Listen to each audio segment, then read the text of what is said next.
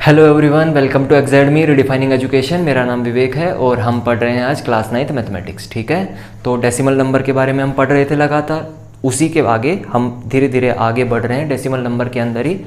इस लेक्चर के अंदर आपको जानने को मिलेगा कि रेशनल नंबर क्या होते हैं, इर्रेशनल नंबर क्या होते हैं, रियल नंबर क्या होते हैं, इन तीनों के बीच में क्या डिफरेंस है।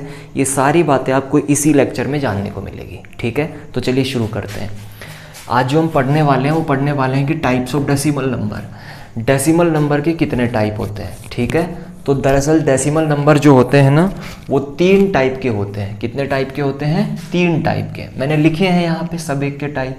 पहला लिखा है 0.875, 2.4, 1.75। आपने एक खास बात देखी इन वाले डेसिमल पॉइंट के अंदर। क्या देखा कि ये वाले जो पॉइंट वाले नंबर है ना, ये कुछ स्टेप बाद जाके रुक गए। देखो ये कहाँ रुका? 5 के ऊपर, ये 4 के ऊपर, ये 5 के ऊपर। यानी ये नंबर आगे नहीं बढ़ रहे हैं। इन वाले नंबर में आओ आप। इन वाले नंबरों में खास बात देखी आपने कि ये वाले नंबर एक तो लगातार रिपीट हो रहे हैं। देखो 1 1 1 1 आ रहा है और इस डैश डैश का मतलब है कि ये नंबर आगे भी 1 1 1 1 1 1 ही आता जाएगा। यानी ये कहीं भी स्टॉप नहीं होंगे और लगातार रिपीट भी होंगे। यानी इन वाले डेसिमल नंबर में 2 खास बात दिख रही है। एक तो ये रिपीट हो रहे हैं और दूसरी बात ये स्टॉप नहीं हो रहे हैं, लगातार बढ़ते जा रहे हैं। ठीक है, अब आगे बढ़ते हैं।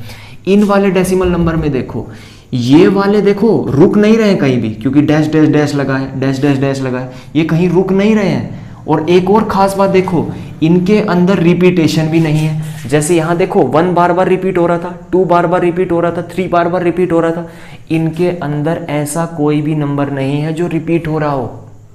ठीक है, तो यहाँ रिपीटेशन नहीं है, लेकिन ये नंबर रुक नहीं रहे हैं कहीं भी। ठीक है, तो मैं आपको एक वर्ड बताता हूँ जिस वर्ड का मतलब होता है टर्मिनेट। ठीक है, टर्मिनेट का मतलब होता है स्टॉप हो जाना, रुक जाना। ठीक है, आ रही है बात समझ में? रुक जाना, रुक जाना। ठीक है, और एक वर्ड होता है रिपीटिंग। ठीक है, रिपीटिंग का दूसरा मतलब होता है रिकरिंग। यानी आप रिपीटिंग कहो या रिकरिंग करो, एक ही बात है। रिपीटिंग का मतलब होता है एक ही चीज का बार बार आना। ठीक है, तो आप एक बात बताओ ध्यान से, इस वाले नंबर का आपको ये 2 बातें पता होनी चाहिए। टर्मिनेट का मतलब होता है रुक जाना। ठीक है, और नॉन टर्मिनेट का मतलब क्या होगा? देखो किसी के आगे अगर नॉन वर्ड लग जाता है ना, तो नॉन का मतलब क्या होता है कि टर्मिनेट नहीं होना। मतलब नॉन का मतलब होता है नहीं होना। ठीक है, नॉन लग गया मतलब नहीं, यानी टर्मिनेट नहीं होना। ठीक है, टर्मिनेट नहीं होना। और टर्मिनेट नहीं होना, इसे और आसान भाषा में लिखूंगा तो वो नंबर जो रुके ना, यानी वो जो रुकता ना हो। ठीक है भाई, टर्मिनेट तो उसे कहेंगे जो रुक जाता हो, नॉन टर्मिनेट उसे कहेंगे जो रुकता ना हो। ऐसे ही एक बात बताओ, रिपीट होने वाले को क्या कहेंगे? रिपीटिंग। और रिपीट ना होने वाले को क्या कहेंगे? Non repeating. नॉन रिपीटिंग कह लो या फिर नॉन रिकरिंग कह लो, एक ही बात है। ठीक है, आ रही है मेरी बात समझ में? आपको ये वर्ड समझ में आए? इन्हीं वर्ड का हम यूज करने वाले हैं। मैं दोबारा रिपीट करता हूँ, जो वर्ड रुक जाए, यानी कि जो चीज रुक जाए उसे कहते हैं टर्मिनेट हो जाना। टर्मिनेट का मतलब होता है रुक जाना। तो जो ना रुके लगातार बढ़ते जाए उसे कहेंगे नॉन टर्मिनेट। जो चीज बार बार रिपीट होती हो उसे कहेंगे रिपीटिंग। जो रिपीट ना होती हो उसे कहेंगे नॉन रिपीटिंग। एक बात बताओ, इधर आओ आप। जो ये वाले नंबर है, ये वाले जो डेसिमल नंबर है, इनमें आपने एक खास बात देखी, नोटिस की? ये वाले नंबर ना तो कहीं रिपीट हो रहे हैं। देखो इनमें कोई रिपीटेशन है? नहीं है, कोई रिपीटेशन नहीं है। जैसे इनमें रिपीटेशन है, इनमें कोई रिपीटेशन नहीं है। तो ये ना तो रिपीट हो रहे हैं ये वाले नंबर। ठीक है, और सबसे बड़ी बात, ये रिपीट भी नहीं हो रहे हैं और ये टर्मिनेट नंबर है। टर्मिनेट का मतलब क्या है कि ये कहीं ना कहीं जाके रुक गए ना। टर्मिनेट का मतलब होता है रुक जाना, यानी ये कहीं ना कहीं जाके रुक गए। तो ऐसे नंबरों को हम बोलते हैं टर्मिनेटिंग नंबर। मेरी बात आई आपको समझ में? ऐसे नंबर को क्या कहेंगे? Terminating number. ऐसे डेसिमल नंबर जो कुछ स्टेप बाद जाके, पॉइंट के कुछ स्टेप बाद जाके रुक जाते हो, आगे ना बढ़ते हो, उन्हें कहते हैं टर्मिनेटिंग नंबर। आ रही है मेरी बात समझ में? अब आगे आते हैं। ये वाले नंबर देखो कहीं स्टॉप नहीं हो रहे हैं, लगातार बढ़ते जा रहे हैं। डैश का मतलब है कि लगातार बढ़ते जा रहे हैं। तो मैंने कहा था जो नंबर कहीं भी ना रुके, यानी ये कहीं नहीं रुक रहे हैं। और देखो रुकने वाले को कहते हैं टर्मिनेट और नहीं रुकने वाले को कहते हैं नॉन टर्मिनेट। तो ये वाले सारे नंबर कैसे हैं? नॉन टर्मिनेट नंबर हैं। ठीक है, नॉन टर्मिनेटिंग। एक और बात है, इन नंबरों के अंदर दो खासियत है। एक तो ये कहीं भी रुक नहीं रहे हैं, तो उसके लिए तो नाम हमने नॉन टर्मिनेटिंग दे दिया। दूसरी बात क्या है, ये वाले नंबर रिपीट भी हो रहे हैं, रिपीट हो रहे हैं। तो इसे और क्या लिखेंगे? Non terminating repeating.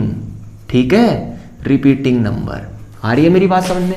आप रिपीटिंग की जगह रिकरिंग वर्ड भी लिख सकते हो, क्योंकि मैंने बताया रिपीटिंग या रिकरिंग एक ही मतलब होता है। आ रही है मेरी बात समझ में? मैंने क्या बताया, ये नंबर लगातार क्या हो रहे हैं? रिपीट हो रहे हैं। तो रिपीट होने के लिए रिपीटिंग हो गया।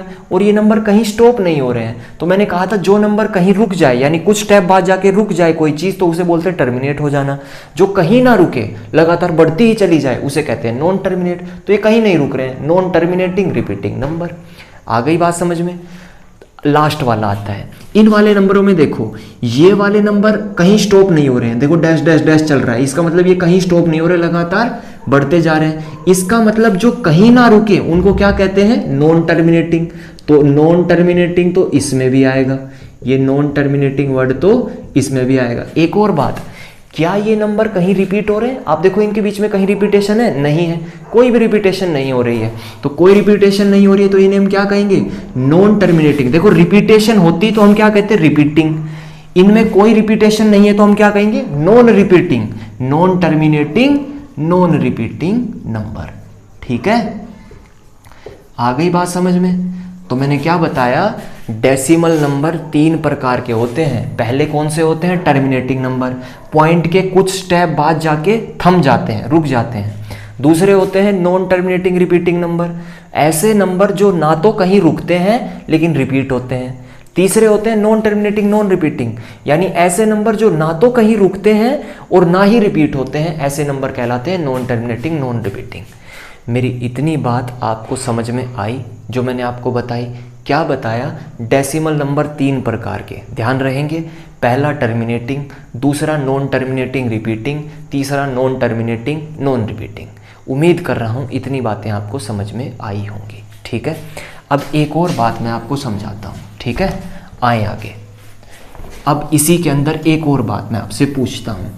आपसे मैं एक बात पूछूं, अगर मैं आपसे कहूँ कि आप इन वाले नंबर को क्या फ्रैक्शन में चेंज कर सकते हो?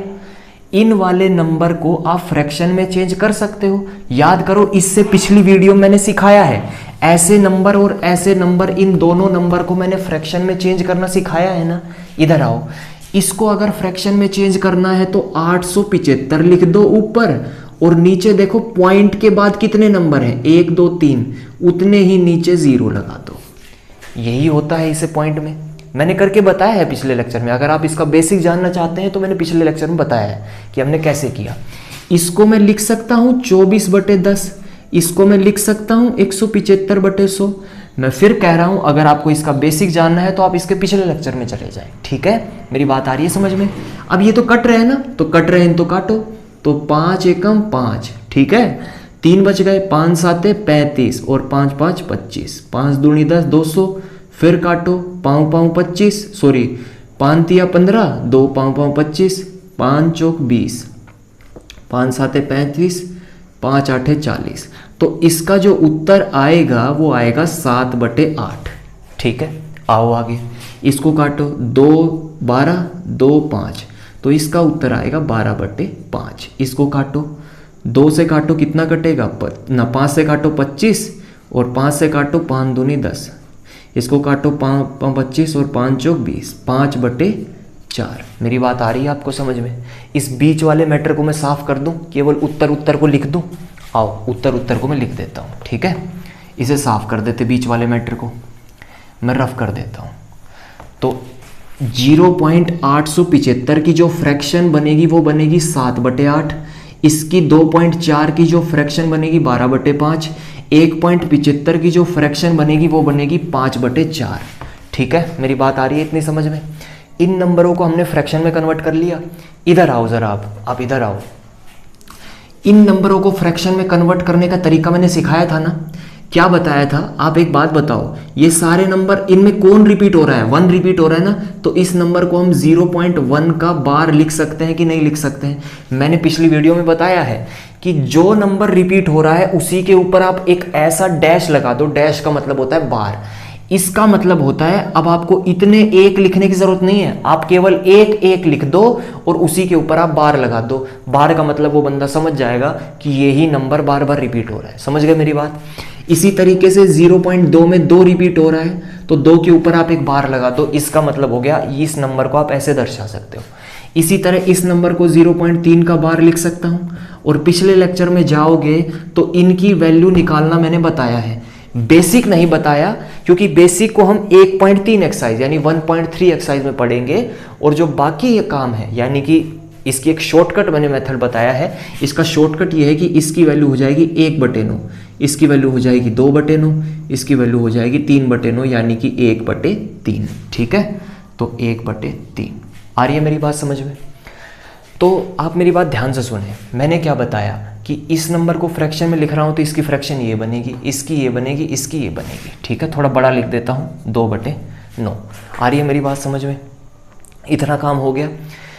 अब आप मुझे एक बात बताओ, इस नंबर को भी फ्रैक्शन में लिख दिया, इस नंबर को भी फ्रैक्शन में लिख दिया। मैं इस बाकी चीज़ को साफ कर देता हूं, केवल इनकी फ्रैक्शन को लिख देता हूं। ठीक है, और मैं यहाँ इनकी फ्रैक्शन को लिख देता हूँ। ये कितनी आई है 1/9, तो मैं यहाँ लिख देता हूँ कि भैया इसकी वैल्यू, इस नीचे लिख देता हूँ थोड़ा सा 0.11111 एंड सो ऑन। इसकी वैल्यू आई है 1/9।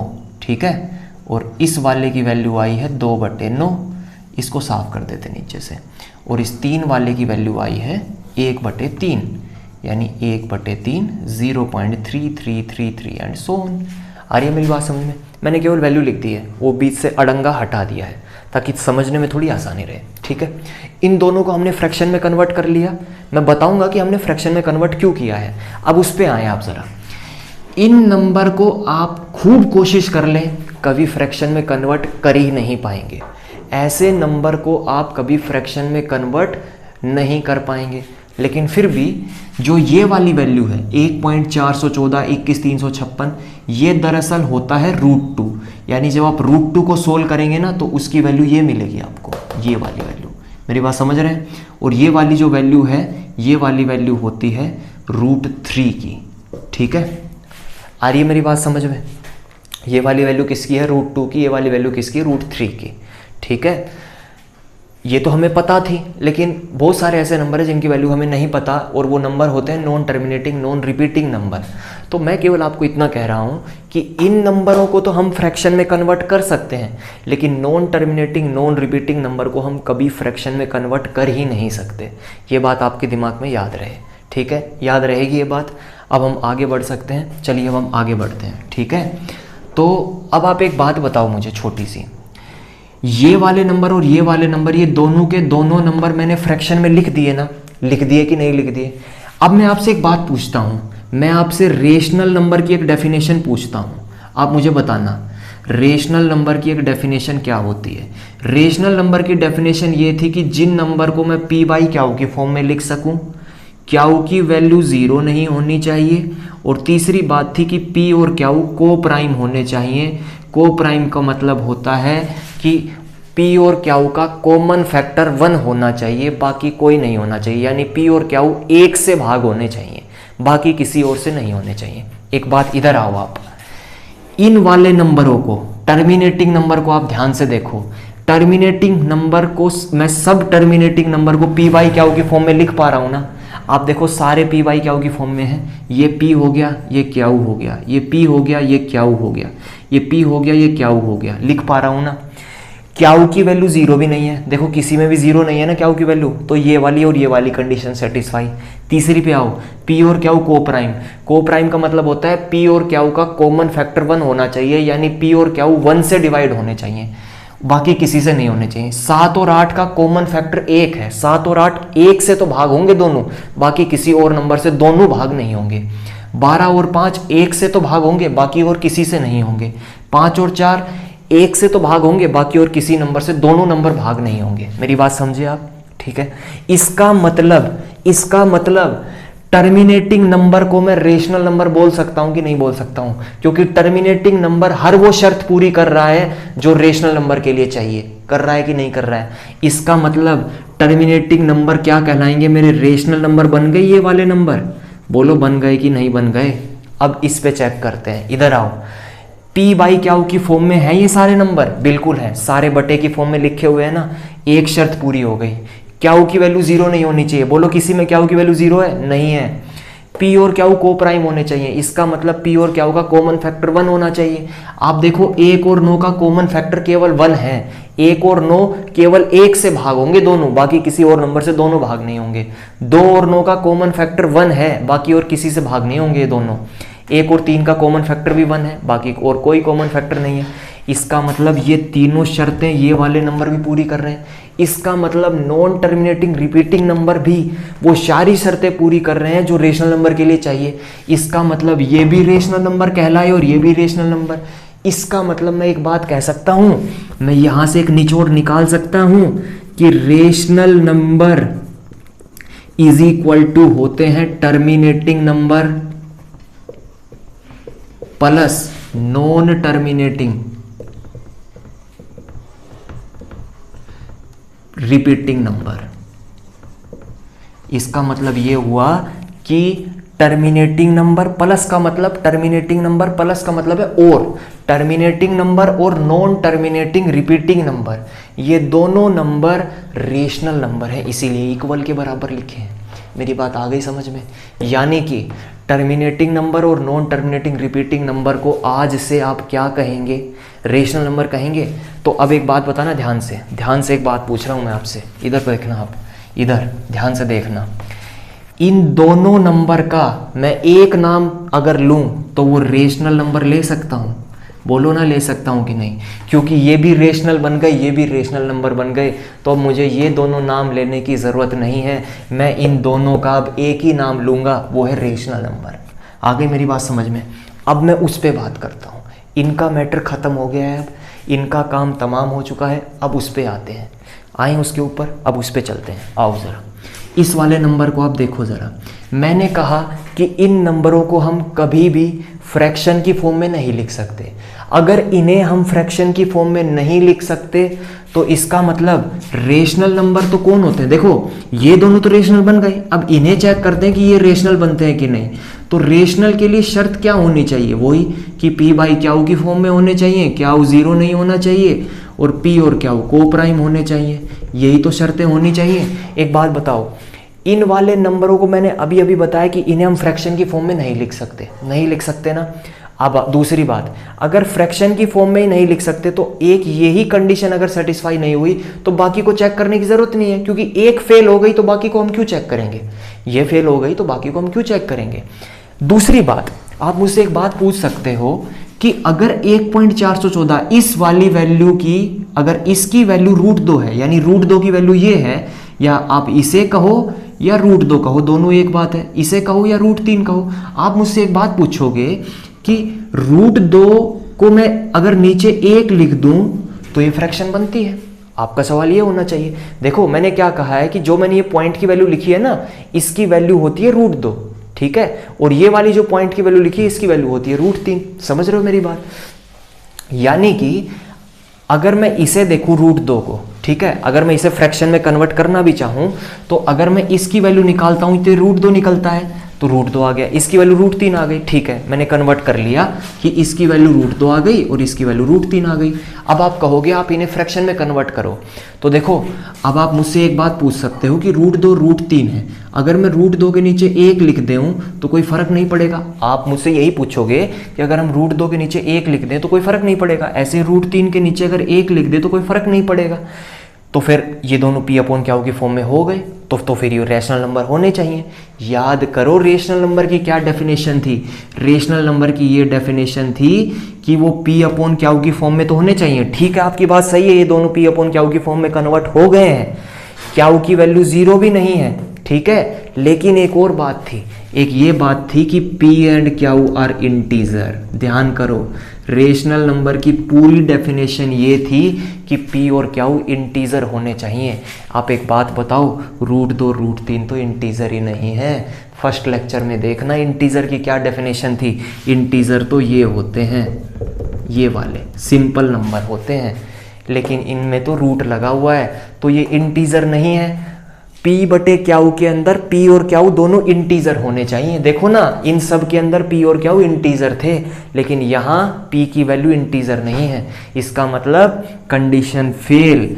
आप √2 हो, √3 हो, √5 हो, √7 हो, इन्हें भी आप फ्रैक्शन की फॉर्म में कन्वर्ट नहीं कर सकते, खासकर रेशनल नंबर के केस के अंदर। बात आ गई आपके समझ में?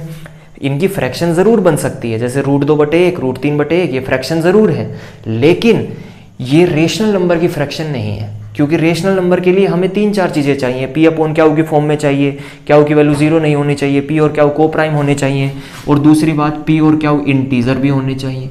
ये इसकी पूरी डेफिनेशन है रेशनल नंबर की। अगर मैं पूरी डेफिनेशन की बात करूँ तो p बटे क्याऊ की फॉर्म में हो, p और क्याऊ इंटीजर हो, क्याऊ की वैल्यू 0 ना हो, p और क्याऊ को प्राइम हो। इसका मतलब एक बात तो क्लियर हो गई कि इन वाले नंबर को, ध्यान से सुनना, इन वाले नंबर को हम p बाई क्याऊ की फॉर्म में नहीं लिख सकते, ठीक है? यानी ये वाले नंबर रेशनल नंबर तो नहीं है, इतनी बात तो हमें समझ में आ गई। अगर ये रेशनल नंबर नहीं है तो फिर इनका कोई और नाम होगा। तो अभी बताता हूं कि इनका और क्या नाम है।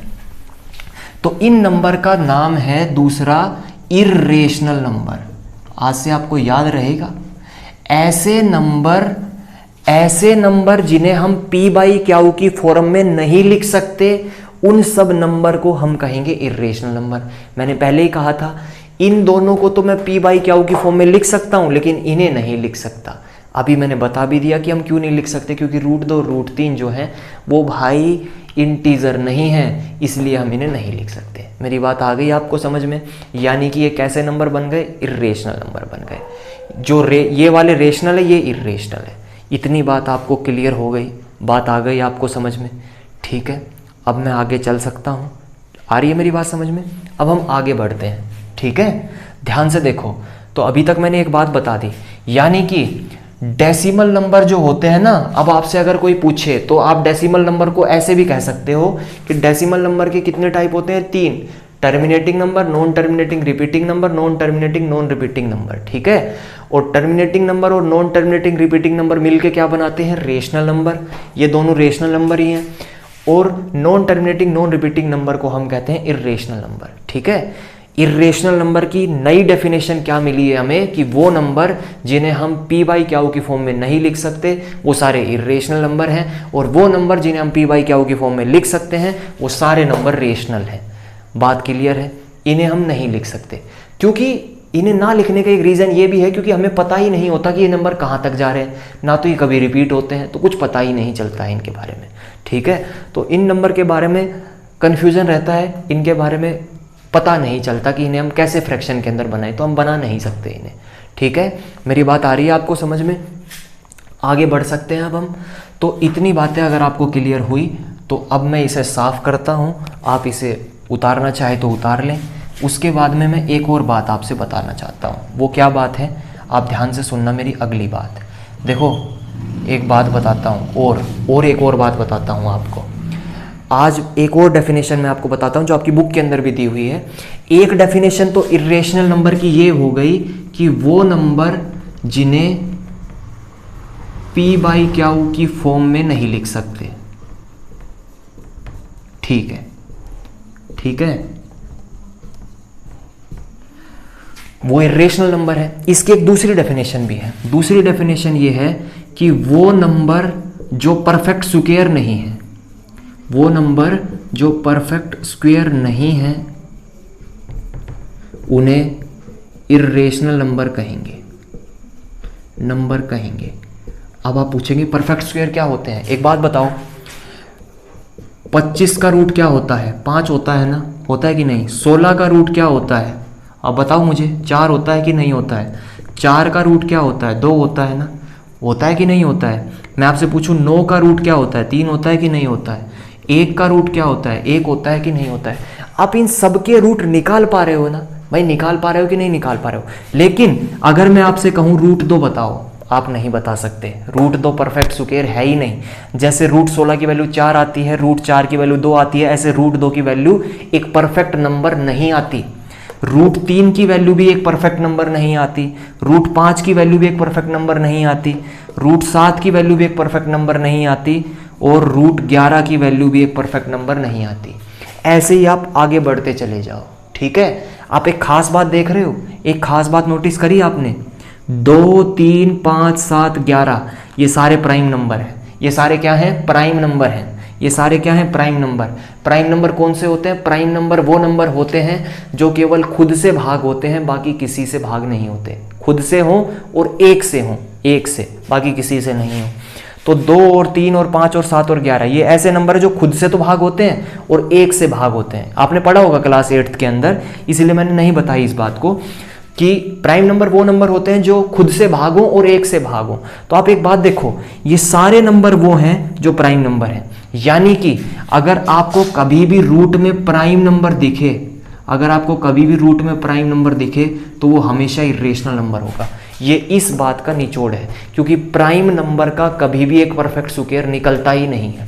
ये सारे प्राइम नंबर दिखाए मैंने, इनका परफेक्ट स्क्वायर निकलता ही नहीं है। 25, 16, 4, 9, 1 ये प्राइम नंबर नहीं है भाई, ठीक है, ये प्राइम नंबर है। ऐसे और जानना चाहोगे √13, और जानना चाहोगे √17, और जानना चाहोगे √19, ये सारे नंबर कैसे हैं? ये सारे नंबर कैसे हैं? इरेशनल नंबर हैं। यानी वो सारे रूट वाले नंबर जिनका स्क्वायर रूट नहीं निकल पाता, जिनका स्क्वायर रूट एक परफेक्ट नंबर नहीं आ पाता, वो सारे इरेशनल कहलाएंगे, ठीक है। मैंने 2-3 भाषाओं में आपको बता दिया है, उम्मीद करता हूँ आपको ये बातें क्लियर हो गई होंगी, ठीक है। अब हम आगे बढ़ते हैं। तो ये सारे के सारे जितने भी एग्जाम्पल हैं ना, ये सारे किसके एग्जाम्पल हैं? इरेशनल के। तो आपको इरेशनल नंबर जो मिलेंगे ना, वो लगभग रूट वाले नंबर ही मिलेंगे, ठीक है। तो रूट वाले सारे नंबर लगभग क्या होते हैं? इरेशनल नंबर होते हैं। और वो रूट वाले नंबर लेने हैं जिनका परफेक्ट रूट नहीं निकलता, ठीक है। क्योंकि जब भी आप इन सारे नंबरों का रूट निकालोगे ना, √2, √3, √7, तो हमेशा पॉइंट में आएगा। और पता है कैसे पॉइंट में आएगा? कैसे डेसिमल नंबर में आएगा? ऐसे डेसिमल नंबर में, यानी non terminating non repeating number मिलेगा। आप कभी भी इन सभी नंबरों का रूट निकाल लेना, इनकी वैल्यू निकाल लेना। जब भी आप इनकी वैल्यू निकालोगे तो हमेशा non terminating non repeating number ही मिलेगी आपको। मेरी बात आ रही है आपको समझ में? ठीक है ना। आपको जब भी इनकी रूट निकालोगे, यानी कि इनका डेसिमल नंबर, डेसिमल एक्सपेंशन ऐसा आएगा कि वो ना तो कभी रुकेगा और ना ही बीच में कभी मतलब कि रिपीट होगा, ठीक है। बात आ गई आपको समझ में? अब हम थोड़ा सा आगे बढ़े, तो मैं इसे रफ करूं। अब मैं आपसे एक बात पूछता हूं, छोटी सी बात, मेरा चैप्टर खत्म होने वाला है बस। अब मैं आपसे एक छोटी सी बात पूछता हूं। एक बात बताओ, मैंने आपको सेकंड लेक्चर के अंदर रेशनल नंबर को नंबर लाइन के ऊपर शो करना सिखाया था ना भाई? सिखाया था कि नहीं सिखाया था? मैंने आपको एक नंबर लाइन बनवाई थी, ये 0 था, ये 1 था, ये 2 था, ये 3 था, ये -1 था, ये -2 था, ये -3 था। और मैंने आपको एक स्पेशल क्लास दी थी जिसमें मैंने आपको सारे रेशनल नंबर को, जितने भी रेशनल नंबर हैं उन सभी रेशनल नंबरों को मैंने नंबर लाइन के ऊपर प्लॉट करना सिखाया था। इसका मतलब सारे रेशनल नंबर को मैं नंबर लाइन के ऊपर प्लॉट कर सकता हूँ, ये मैंने वहाँ सिखाया था ना। मतलब जितने भी रेशनल नंबर है ना आपकी दुनिया में, आप सभी को नंबर लाइन के ऊपर आसानी से प्लॉट कर सकते हो, ठीक है। तो इन वाले नंबरों को, ये दोनों रेशनल नंबर बन चुके थे, मैंने अभी अभी बताया, तो इनको भी हम नंबर लाइन पे प्लॉट कर सकते हैं ना, आराम से कर सकते हैं। तो इन दोनों नंबरों को हम नंबर लाइन पे प्लॉट कर सकते हैं, पहली बात। बचे ये वाले नंबर, क्या इन्हें हम नंबर लाइन पे प्लॉट कर सकते हैं? अब आप यही पूछेंगे। इन दोनों को तो कर सकते हैं, क्योंकि इन दोनों को तो मैं दिखा चुका हूं, क्योंकि ये दोनों क्या बन गए? रेशनल नंबर बन गए ना। तो इन्हें तो हम प्लॉट कर सकते हैं। रेशनल नंबर को अगर हम प्लॉट कर सकते हैं तो ये भी तो रेशनल बन गए, तो इन्हें हम कर सकते हैं। बचे ये वाले नंबर, क्या इन्हें हम प्लॉट कर सकते हैं? हाँ, कर सकते हैं। इन्हें हम अलग से सीखेंगे, लेकिन फिलहाल मैं मोटा मोटा बता देता हूँ। √2, √3 ये जो रूट वाले नंबर है ना, इन्हें हम प्लॉट करना आसानी से सीखेंगे। एक स्पेशल लेक्चर होगा, इसके बाद जो अगला लेक्चर होगा उसमें हम इन्हीं को प्लॉट करना सीखेंगे नंबर लाइन के ऊपर, ठीक है। फिलहाल मैं मोटा मोटा बता देता हूं आपको। आप एक बात बताओ, इसके शुरू के कुछ पॉइंट उठाओ आप। कौन है? 1.414 है ना, ये इसके शुरू के पॉइंट 1.414 है शुरू में। आप एक बात बताओ, इधर आओ, यहाँ 1 है ना, मैं इस 1 और 2 वाले कॉलम को अलग से उठा लेता हूं। ये 1 है, ये 2 है, मैंने इस कॉलम को अलग से उठा लिया। आप एक बात बताओ, यहाँ 1 से आगे कौन होगा? 1.1, यहाँ 1.2, यहाँ 1.3 और यहाँ कौन होगा? 1.4। देखो ये 1.1, ये 1.2, ये 1.3, ये 1.4।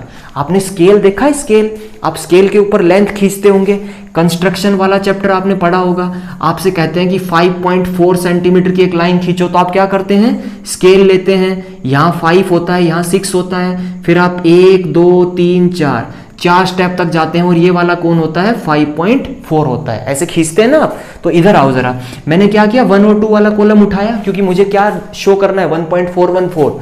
मैं एक अंदाजे से बता रहा हूं, ये हम परफेक्ट नहीं देख रहे, मैं एक अंदाजे से बता रहा हूं कि हाँ हम इन्हें प्लॉट कर सकते हैं। देखो 1.4 यहां मिल गया ना मुझे, तो यहीं पे आप इसे प्लॉट कर देना। ये केवल एक अंदाजा है, लेकिन हाँ हम इन्हें प्लॉट कर सकते हैं नंबर लाइन के ऊपर, ठीक है। तो इन्हें हम प्लॉट कर सकते हैं, मैंने दिखाया आपको, ये यहां से मिलेगा। लेकिन अगर आपको परफेक्ट देखना है कि ये परफेक्ट कहां से मिलेगा, यानी इसकी परफेक्ट स्थिति कहां होगी, ये कहां खड़ा होगा, तो वो हम अगले लेक्चर में सिखाएंगे, ठीक है। तो यानी कि इन्हें भी हम प्लॉट कर सकते हैं, इन्हें भी हम प्लॉट कर सकते हैं, यानी इन सब नंबर को हम नंबर लाइन पे प्लॉट कर सकते हैं ना। तो अब एक और नई डेफिनेशन आ रही है, एक और नई डेफिनेशन आ रही है। वो नई डेफिनेशन ये है रियल नंबर, ठीक है। रियल नंबर, इसकी डेफिनेशन होती है वो सारे, तो इसकी जो डेफिनेशन होगी, इसकी जो डेफिनेशन होगी ना, वो ये होगी, वो सारे नंबर जिन्हें हम रियल लाइन पर, सॉरी, जिन्हें हम नंबर लाइन पर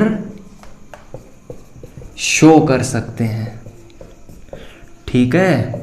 यानी वो सारे नंबर जिन्हें आप नंबर लाइन पर दिखा सकते हैं, आज से उन नंबरों का नाम होगा रियल नंबर। जिन भी नंबरों को आप नंबर लाइन पर प्लॉट कर देंगे, दिखा देंगे कि ये नंबर यहाँ है, उन सारे नंबरों को आज से बोला जाएगा रियल नंबर, ठीक है।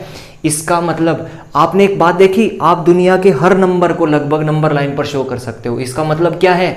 दुनिया के सारे नंबर क्या हैं? रियल नंबर हैं। मेरी बात आई आपको समझ में? सारे नंबर दुनिया के रियल नंबर हैं, क्योंकि हम हर नंबर को नंबर लाइन के ऊपर शो कर सकते हैं, सिवाय कॉम्प्लेक्स नंबर के। वो अभी आपका टॉपिक नहीं है, वो क्लास 11th में पढ़ेंगे आप। इसीलिए मैं आपको यहाँ ये कह रहा हूँ कि फिलहाल जो अब तक आपने नंबर पढ़े हैं, अब तक जितने भी नंबर आपने देखे हैं, उन सब नंबर को आप नंबर लाइन के ऊपर शो कर सकते हैं। यानी दुनिया के हर नंबर को आप नंबर लाइन पर शो कर सकते हैं।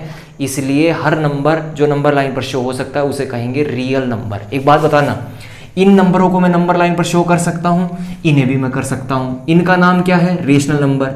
इसका मतलब इन्हें नंबर लाइन पर शो कर सकता हूँ, तो ये सारे क्या बन गए? Real number. यानी रेशनल नंबर क्या बन गए? Real number. इन्हें भी शो कर सकता हूँ, ये क्या थे? Irrational number. तो इर्रेशनल नंबर भी क्या बन गए? Real number. यानी कि मैं एक बात लिख सकता हूँ कि real number is equal to rational number plus irrational number.